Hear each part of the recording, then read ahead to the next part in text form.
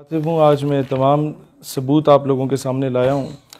गुज़िश्ता रोज़ एक कमर्शियल जाकिर ने इस्लामाबाद में सैयदना सिद्दीक़ अकबर रज़ी अल्लाह तआला अन्हु की शान में गुस्ताखी की। पाकिस्तान एक न्यूक्लियर स्टेट है और ये वाहिद इस्लामी रियासत है जो इस्लाम के नाम पे बनी और मुसलमानों की वाहिद एटॉमिक पावर रखने वाली ये रियासत है जिस पे इज़राइल, अमेरिका, इंडिया और तमाम anti Pakistan, anti Islamic element जो दुनिया में काम कर रहे हैं उनकी हतल वसा कोशिश है कि पाकिस्तान को डिस्टेबलाइज़ किया जाए, पाकिस्तान को लसानियत की बुनियाद पे तकसीम किया जाए, पाकिस्तान को सूबाइयत की बुनियाद पे तकसीम किया जाए और पाकिस्तान को फ़िरका वाराना फसादात की भेंट चढ़ा दिया जाए। ऐसे में ही कुछ ऐसे तमाशबीन, ऐसे लोफर लिफंगे, ऐसे बदजात और ऐसे नाजायज़ औलादें पैदा की जाती हैं जिनको भेजा जाता है मुख्तलिफ़ जगहों पर फ़िरका वारियत फैलाने में और पाकिस्तान के लोगों को आपस में तकसीम करने में और मुसलमानों में इंतशार फैलाने में, मुसलमानों की दिल आज़ारी करने के लिए ऐसे लोगों को भेजा जाता है। और उसकी सबसे बड़ी वजह क्या है, ये गुस्ताखी क्यों की गई? क्योंकि इससे पहले कानून अमल में नहीं आया। इससे पहले कई केसेस रिपोर्ट किए गए, FIA के साइबर क्राइम विंग में पाकिस्तान टेलीकॉम अथॉरिटी को साथ भेजा गया, लिंक्स उनके ब्लॉक हो जाते हैं, वो लोग पकड़े नहीं जाते, उनको पकड़ने से पहले उन तक रिपोर्ट पहुंच जाती है कि जनाब आपके खिलाफ कार्रवाई हो सकती है, अपने अकाउंट ब्लॉक करो। वो ब्लॉक कर देते हैं, सबूत मिट जाते हैं और वो लोग बाहर होते हैं, वो ID चेंज करते हैं और फिर गुस्ताखियां करते हैं और फिर मुसलमानों की दिल आज़ारी होती है, फिर सड़कें ब्लॉक होती हैं, फिर धरने होते हैं, फिर कहा जाता है मुल्क के माशी इस्तेसाल में है और कोई इस तरह का ना खुशगवार वाक़िया होता है तो हम FATF की जद में भी आ जाते हैं। और इन सारी चीज़ों का ज़िम्मेदार कौन होते हैं? वो लोग होते हैं जो इनको प्रोटेक्शन दे रहे होते हैं गवर्नमेंट में बैठ के, वो लोग होते हैं जो इनके खिलाफ कानूनी कार्रवाई नहीं करते। सबसे पहला केस आपके सामने लाता हूँ जो गुस्ताख रसूल का, गुस्ताख सहाबा का और गुस्ताख अहले बैत के तमाम केसेस मैंने इकट्ठे किए पिछले 2 साल के, सिर्फ मैं आपको डाटा दिखा रहा हूँ और वो भी कुछ जो मुझ तक पहुँचे। 1 मार्च 2019 का ये केस है और ये अभी तक इस पे कोई कार्रवाई नहीं की गई, इस बंदे को नहीं पकड़ा गया।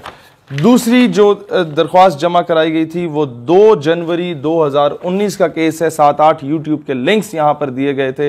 वो बंदा जो था वो अभी तक बाहर है, उसके खिलाफ कोई, मैं नाम इसलिए नहीं ले रहा क्योंकि ये लोग जिनके नाम लिए जाएंगे वीडियो में ये फिर बाहर अजालम के लिए अप्लाई करके बाहर दफ़ा हो जाते हैं और अमरीका और तमाम मुल्क दुश्मन अनासिर इनको पाल पोस के बड़ा करते हैं, जिस तरह कादियानियों के साथ हुआ, इसी तरीके के दीगर कुफार के साथ भी किया जाता है।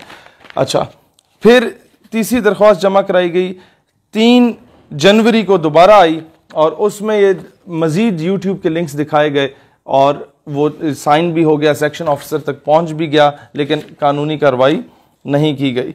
फिर जनाब अगला केस आपके पास आता है 21 मई 2020 का, जिसमें रसूलुल्लाह अलैहिस्सलाम की शान मुबारका के ख़िलाफ़ और सहाबा कराम के ख़िलाफ़ शदीद गलत किस्म के अल्फाज इस्तेमाल किए जाते हैं। ये केस तब का है और इस पर भी कोई कानूनी कार्रवाई अभी तक नहीं की गई।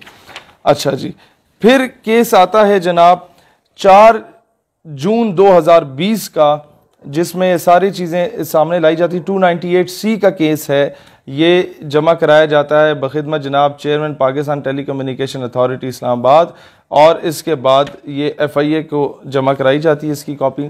दोनों में किसी किस्म का जो है वो कार्रवाई नहीं की जाती। ये सारे सबूत उसके साथ अटैच हैं, जो बातें की जाती हैं मैं वो दिखा नहीं सकता आप लोगों को और ना मैं वो अल्फाज को दोहरा सकता हूँ। फिर अगला केस आता है जनाब, ये सुनते जाइए, 22 अक्टूबर 2019 का केस आता है। उसमें सारे सबूत के साथ वो लिंक्स कॉपी किए जाते हैं लेकिन किसी किस्म की कार्रवाई नहीं की जाती। फिर आता है जनाब 1 मार्च 2019 का केस उस बंदे का जो कि अपना ID कार्ड चेंज करवा के मुल्क से बाहर फरार हो चुका है, बाहर अजालम ले चुका है।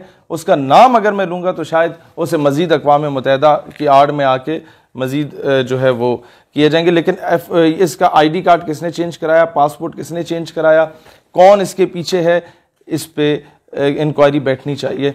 और बिलखसूस रावलपिंडी के FIA के साइबर क्राइम का जो ऑफिस है वहाँ पर बार बार जाके दरख्वास्तें दी गई लोगों की जानिब से, कोई अमल दरामद नहीं हुआ, टरखाया गया और केस को प्रोलॉन्ग किया गया जब तक लोग बाहर फरार हो जाते हैं। अच्छा जी, 13 मई 2019 को ये ग़ुलाम सईद साहब ने चकवाल से एक केस दायर किया गुस्ताखाना खाकों के ख़िलाफ़ PTA और FIA में, लेकिन इस बात को भी सुनवाई नहीं हुई। अगला केस आ जाता है जनाब ये, इसमें डिस्ट्रिक्ट मजिस्ट्रेट इस्लामाबाद की जानिब से भेजा जाता है FIA और PTA को ये केस, और अब 22 अप्रैल 2019 का, और सिग्नेचर्स के साथ, सारे स्टैंप के साथ, अभी तक कोई कार्रवाई नहीं की गई। फिर जनाब अगला केस आता है आपके पास 11 जुलाई 2019 का, उसमें भी, और इस पे लिखा हुआ है द मैटर में बी असाइन टॉप प्रायोरिटी, और ये भेजा जाता है government of Pakistan ministry of interior से, ये आपके इंटीरियर मिनिस्टर की जानिब से भेजा जाता है, और जो भेजता है वो ये आपके सामने है, लेकिन कोई कार्रवाई अभी तक नहीं हुई। 11 जुलाई 2019 की बात थी और अभी 2020 का अगस्त चल रहा है जनाब। फिर आता है आपका 29 अप्रैल 2019 का केस, अभी तक किसी किस्म की सुनवाई नहीं की गई। फिर जनाब आपके पास आता है ब्लास्फेमस कंटेंट का केस, PTA की जानिब से भेजा जाता है, रेफर किया जाता है मिनिस्ट्री ऑफ इंटीरियर को, और मैं अभी उन लोगों के नाम नहीं लेता, उनमें से क्या पता कोई बेगुनाह भी हों जिन ऑफिसर्स के पास गया, लेकिन जनाब जब 1.5 साल हो गया है ना, तो फिर मुझे मजबूर ना करें, अगली बार मैं नाम लेने पे भी मजबूर हूँगा।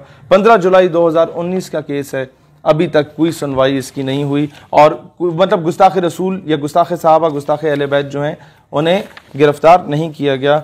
और आखिरी केस है 17 अप्रैल 2019 का, महकमा औकाफ की जानिब से भेजता है FIA के साइबर क्राइम विंग में, वो जनाब उसकी कोई सुनवाई नहीं होती। ये आपके इस्लामाबाद के वो केसेस हैं जिन पे सुनवाई नहीं हो रही, और जब इन पे सुनवाई नहीं होती तो लोगों को मौका मिलता है कि हमें तो लगाम डालने वाला यहाँ पर कोई मौजूद है ही नहीं, लिहाजा किसी भी सहाबी रसूल की या अहले बैत कराम अलैहिस्सलाम में से किसी की शान में या रसूलुल्लाह अलैहिस्सलाम की शान में अगर कोई गुस्ताखी करता है तो वो खुलेआम करता है, उसे इस चीज़ का खौफ नहीं होता कि हमें पकड़ा जाएगा या नहीं पकड़ा जाएगा। 2-4 केसेस इस तरह के होते हैं जो कि बहुत हाई लेवल के उस अवाम में चले जाते हैं और अवामी दबाव के अंदर आके गवर्नमेंट शायद कोई एक्शन ले ले, अदरवाइज कोई सुनवाई नहीं होती। फिर कोई कानून हाथ में लेता है तो कहा जाता है तौहीन अदालत होती है, कानून हाथ में नहीं लेना चाहिए। लेकिन इस पे देखा जाए कि गवर्नमेंट में या इदारों में या महकमों में कौन कौन से ऐसे सिंपथाइजर्स मौजूद हैं जो ऐसे लोगों की प्रोटेक्शन कर रहे हैं। मैं हमेशा ये कोशिश करूंगा पाकिस्तान में फ़िरका वारियत ना फैले, मुसलमान एक होकर रहें, क्योंकि पूरी दुनिया के मुसलमानों को आप लोगों से उम्मीदें वाबस्ता हैं। You are the only nuclear state, you are the only country after Medina पाक, the only homeland after Medina पाक which was made on the name of Islam. Pakistan हमेशा जिंदाबाद।